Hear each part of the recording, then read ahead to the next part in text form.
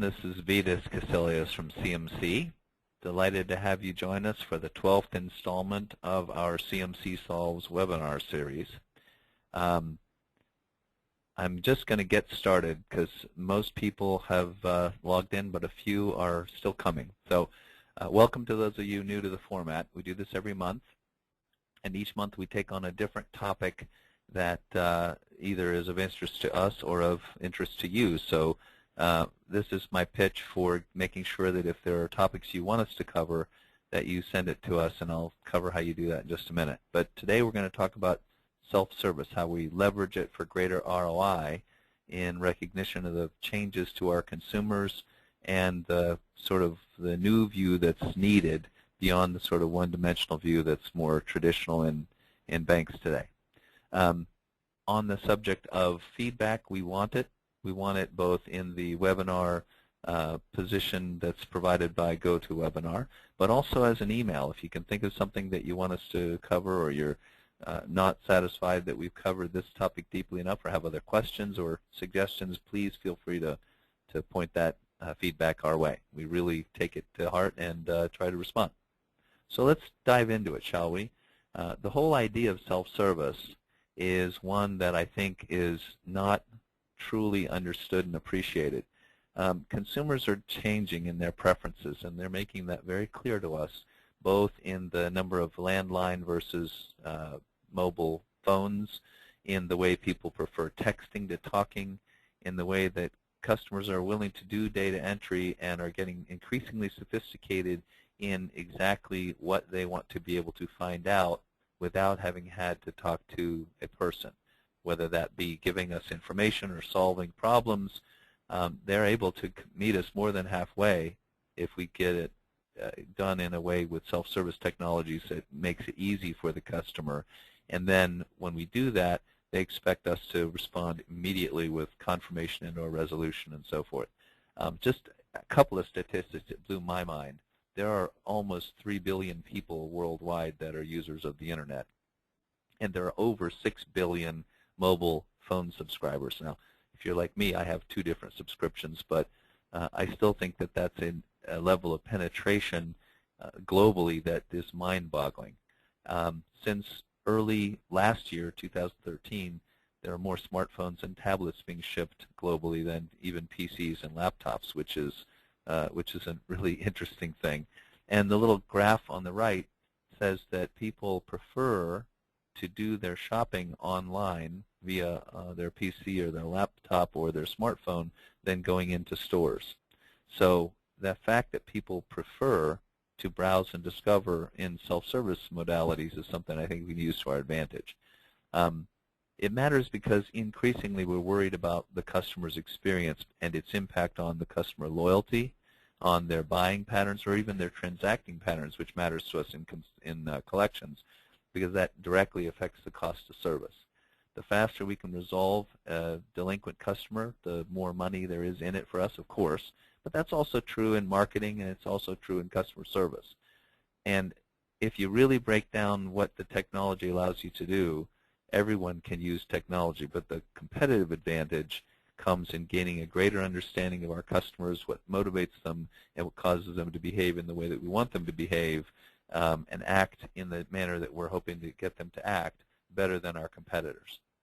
And it goes without saying that our friends in all geographies, whether it's US, UK, Europe, Australia, South Africa, doesn't matter. There are regulators in all of those markets who are watching what we do, and with a specific lens, which is on the Know Your Customer regulations. So we're getting increasing advice and help and counsel from our regulator friends on making sure that we know our customers, and what they really are looking for is, are we providing a consistent experience? Are we providing fair and consistent offers?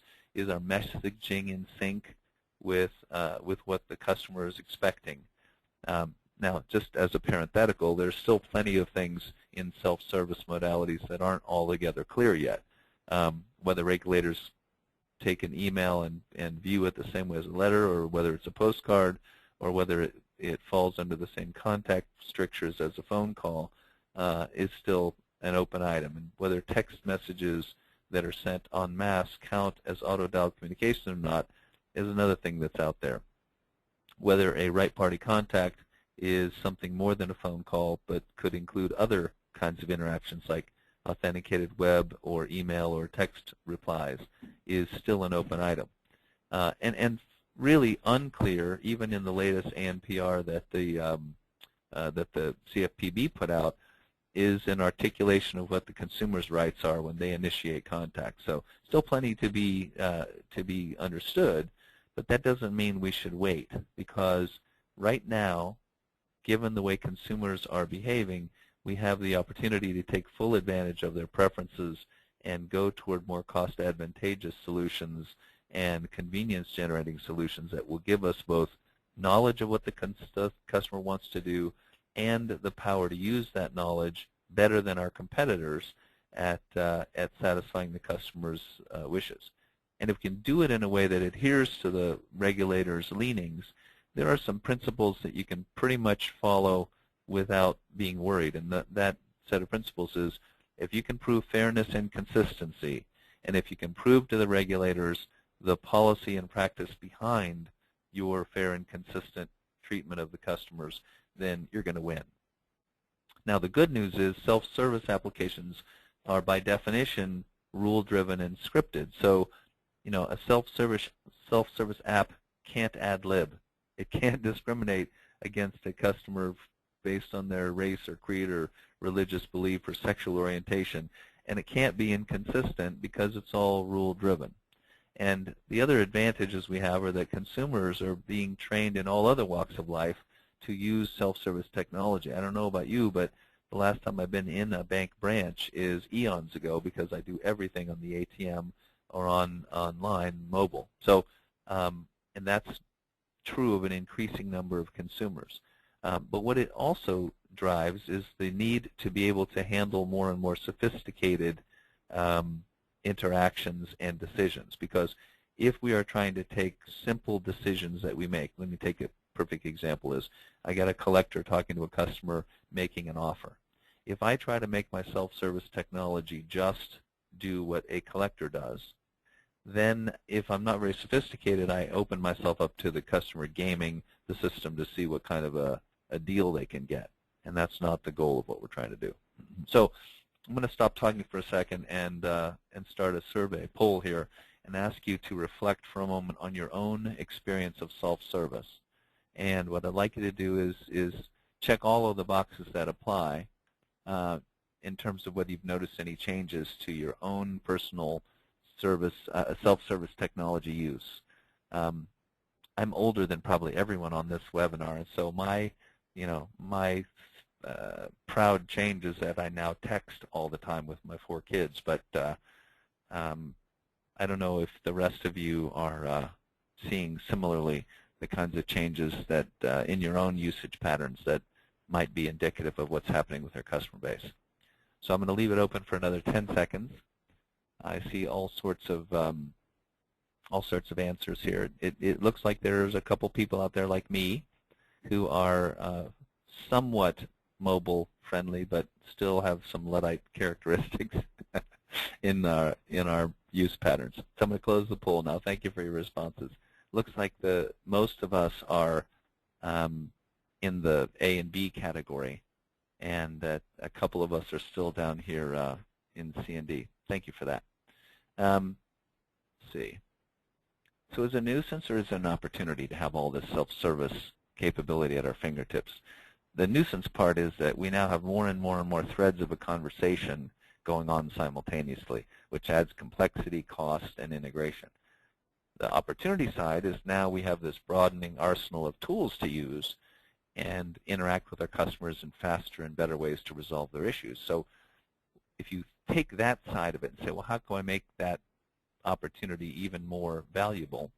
It comes about when I find ways to do more than just payments. If I can actually provide visibility to processes and demonstrate the advantage for my customers doing self-service, I can preempt their calls to customer service that they do today that really waste our people's time. I can actually get customers to do the data entry that I normally would do, and they do it for us. I can also let them interact on the channel of their preference. And for those people that are agent averse, let them tell us what's going on with their life, what's going on with their account, what's going on with their payment situation. And just generally, in all of these different ways, I can improve the customer's experience with the bank, even as I'm making them make me more efficient. Back to the old Jerry Maguire, help me help you. We actually win when we can help our customers help us serve them.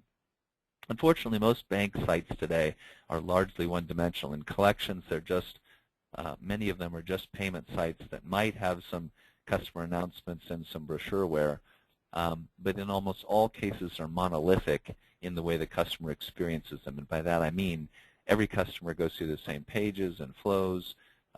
Few of the websites are truly device optimized for mobile devices like the iPhone and the Androids. And most web experiences aren't truly interactive in the sense of asking questions, getting the responses, and changing the response on the basis of the customer's response.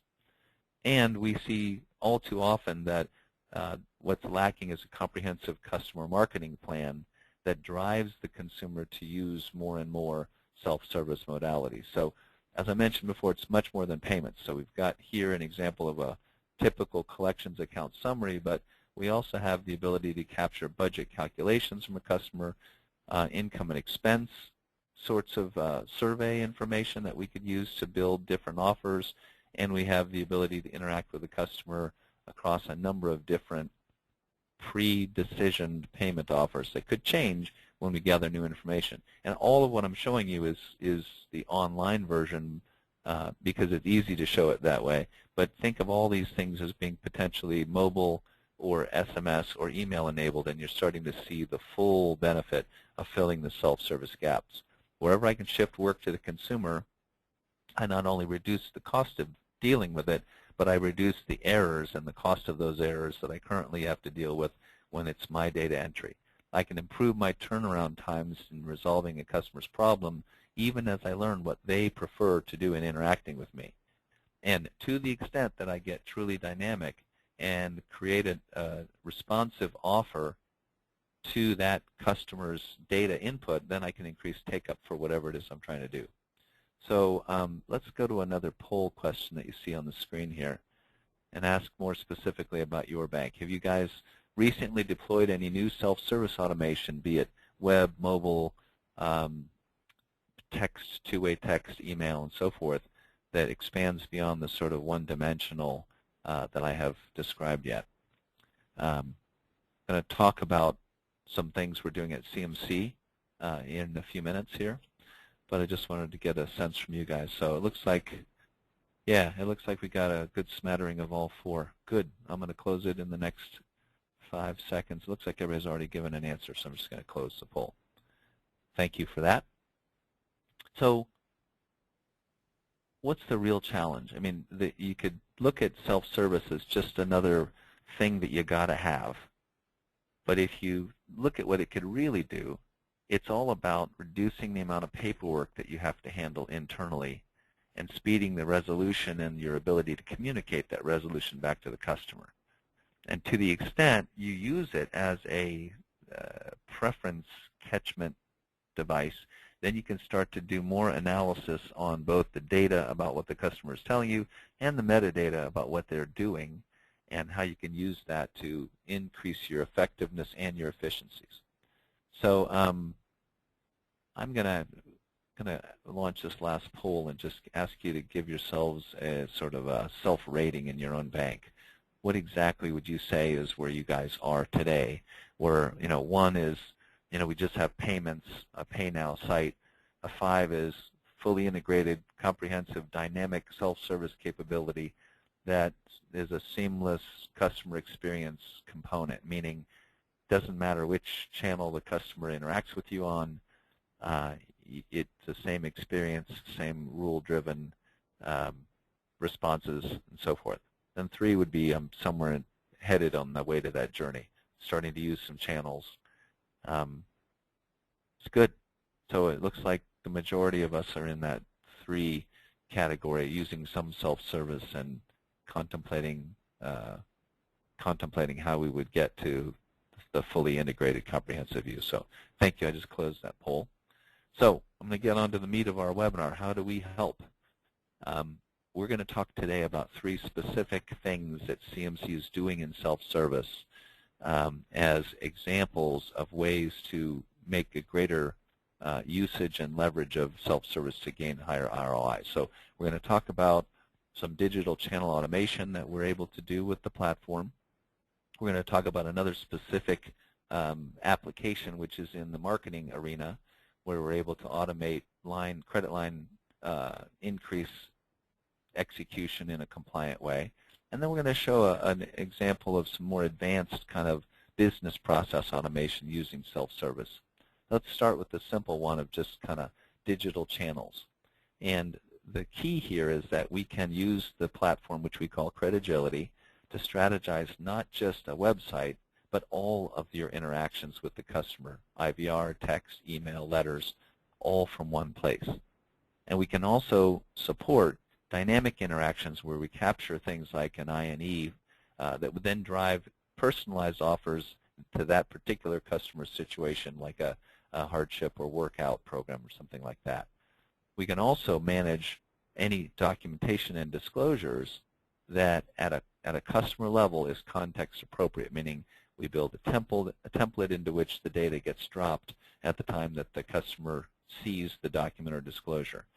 And we can capture, as I said earlier, all of the customer's interests, activities, and information about their situation. So within our Credibility platform, those of you who are aware of it, there's a strategist management dashboard or GUI that we call Flex Center. And within that, there's Decision Tree Manager, which allows you to set out your segmentation strategies and the actions that are going to occur at each node in the decision tree. So I don't have to go to the bottom and show a scenario like Triad does and come up with an individual scenario.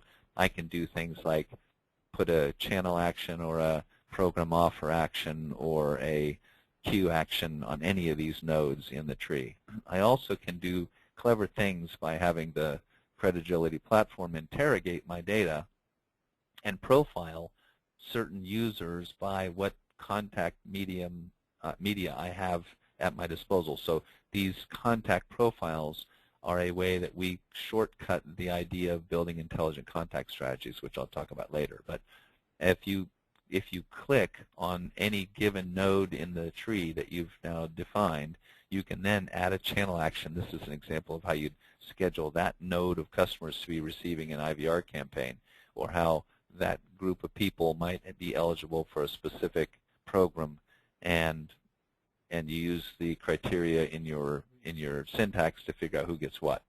And you can even define what the offers are and how those offers are structured, so that it matches up with your policies and practices within your organization.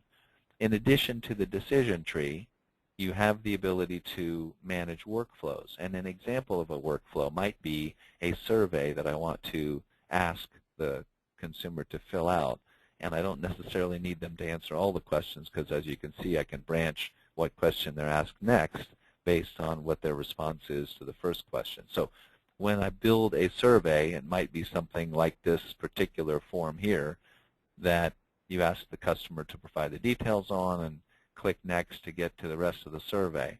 And in addition to the workflows, I can drive documents and disclosures out of a thing we call the Document and Disclosure Template Manager, again within that Flex Center GUI, that allows me to structure the data and pop in whatever variables based on variables in the data model.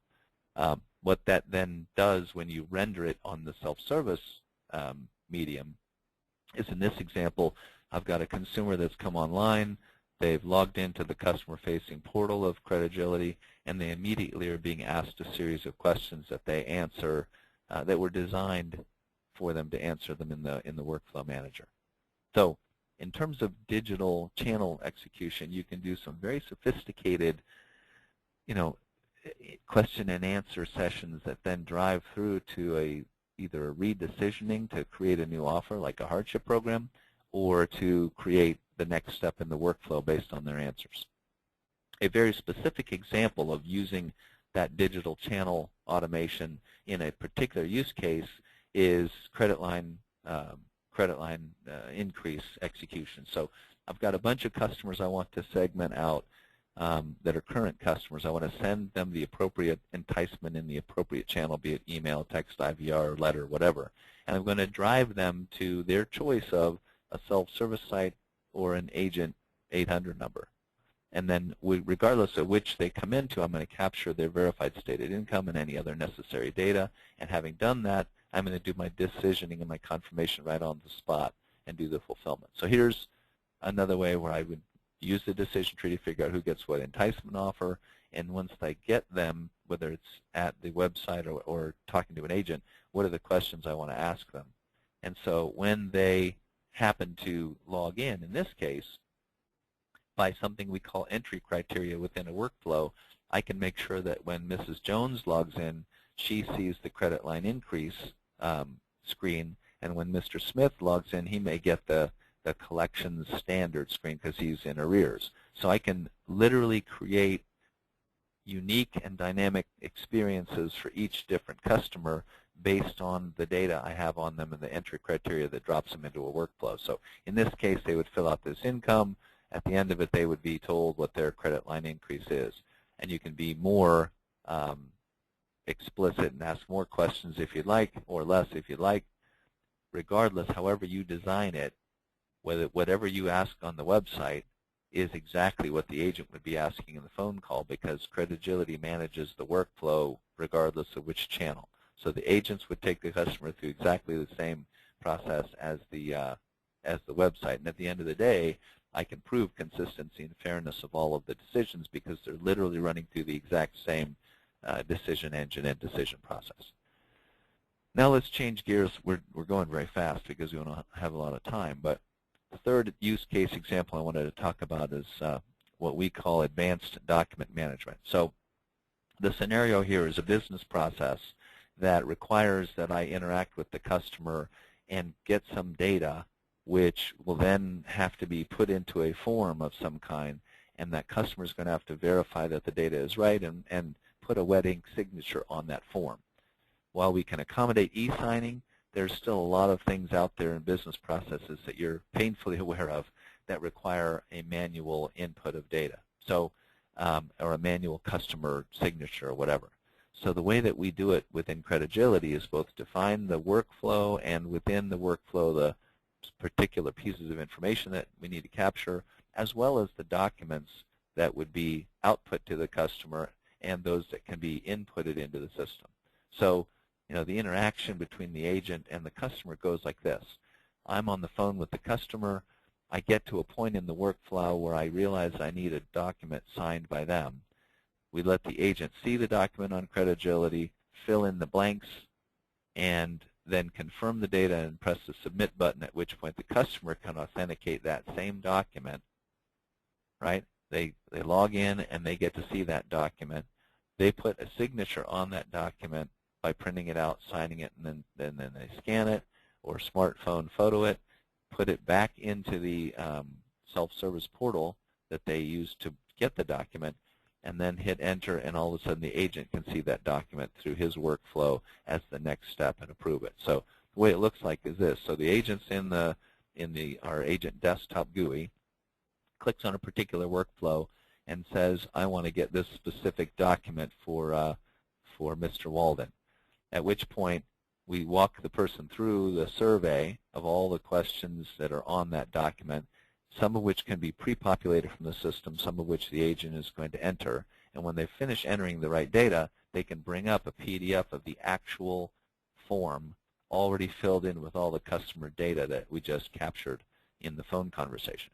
And that would be pretty cool if I then said, Mr. Walden, I'm going to mail this to you. I want you to, look it over, call me if there's a problem, or sign it and mail it back to me. And that's been the way it's been done. And then you got people in the mailroom trying to figure out what this letter is and how to tie it back to a customer and all that. In this case, we're going to do it much more efficiently. We're going to say, hey, Mr. Walden, I'm going to have you go ahead and log in. I'm going to send this document to you, and I'm going to ask you to log in to a specific URL. And when you do, you're going to be given the opportunity to choose a document. And when you do choose to see the document I put out there for you, you, Mr. Walden, can look at the whole document. You can print it if it's right. You can sign it. And then if you wouldn't mind, I'd like you, Mr. Walden, to just upload that document back to me. Thank you. Once I've got it, I at the agent side can say, oh, I need to look at this document, so I'm now going to bring it back up, and I can scroll down and see that Mr. Walden has signed this document. And I'm looking at an image of his signed document, at which point I can disposition this as a completed workflow, and I can accomplish in minutes what has traditionally taken hours, days, or in some cases weeks or months. So we believe self-service is a much, much more powerful tool in your arsenal than just a payment website or a text or email one-way message. We think that the ability to automate workflows both simplifies the process definition, but also streamlines the data that you're going to capture, both the document capture and the data capture. And we believe that having access to what we call an omni-channel execution, meaning that we can interact with a customer over web, mobile, email, text, IVR letter, indiscriminately, meaning we don't care which one, and we can program in real-time alerts on events or to tell a customer of a disposition that their application, for example, has gone to the next step, or that we now queue them up for another treatment, and we can individualize what the offers are that come about as a result of the customer's data. That then allows you to do all kinds of things in terms of gaining efficiency and re-engineering processes. I'm going to spend 1 minute on a topic near and dear to our hearts, which is just having a great self-service set of capabilities falls short if you don't really work on a comprehensive marketing strategy to let your customers know about what's available in terms of the ways they can interact with you. And so it starts with what I was talking earlier about contact profiles, this idea of an intelligent contact strategy which takes advantage of all of the available contacts and doesn't try to email somebody who doesn't have an email address, or doesn't strategize somebody for a text if you don't have a mobile phone or don't have permissions from express consent standpoint, and so forth. And what you want to make sure is that in any interaction with the customer, you're very aggressively marketing that they could do this stuff themselves, and and also figure out who does that and analyze the account by other attributes like risk profile and past behaviors and so forth. But we think that that comprehensive marketing plan should be intelligent so that you replace letters wherever you can with email, then text, then IVR, and then letter as a last resort. We also think that you can do IVR campaigns to drive customers directly to self-service, and once they're there, you can use chat, you can use some video, you can use FAQ descriptions to make sure that you maximize the resolutions that you're getting via the web. Because those agent-averse people that are out there, they're really looking for some other way to interact. So at the end of the day, we can automate and streamline, and while we're doing that, we give the customers what they want, which is 7x24 responsiveness. We do it with the same infrastructure as we already use for our collection systems, Flex Collect or Flex Collect Recovery. And most importantly, all these interactions are controlled by you and provable, so that at the end of the day, the customer has a better experience. You can make sure that their responses and your responses to their responses are more consistent. You're going to waste less time unnecessarily chasing down data and having to fix errors when the consumer puts in the information themselves, and find business processes like that last automated document capture I just described, where you can gain tremendous efficiencies. But not just efficiencies, you can also improve your effectiveness, because to the extent you're dynamic in your responses back with the customer, and to the extent you give the impression that you're meeting the customer where they are in terms of utilizing their preferred channels, taking input from them and responding directly to that input, it's going to increase the amount of time they spend with you versus competitors who don't make it that easy for them.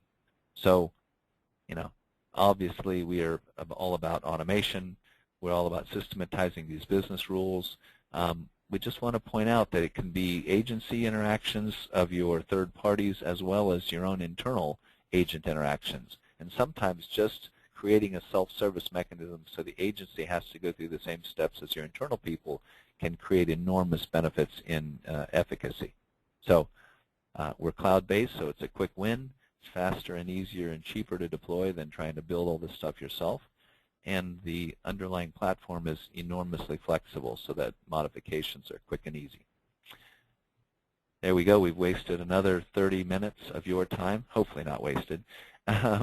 I appreciate your time, and if you have any suggestions, please send them our way, because we do take your both your post-webinar survey feedback and emails that you send us very seriously in trying to make this a better experience for you. I'm afraid we're out of time for questions this time, so I'm going to just skip that. And thank you for spending the time with us on the CMC Solves webinar series. Hope you have a great day. Look forward to speaking with you. Take good care.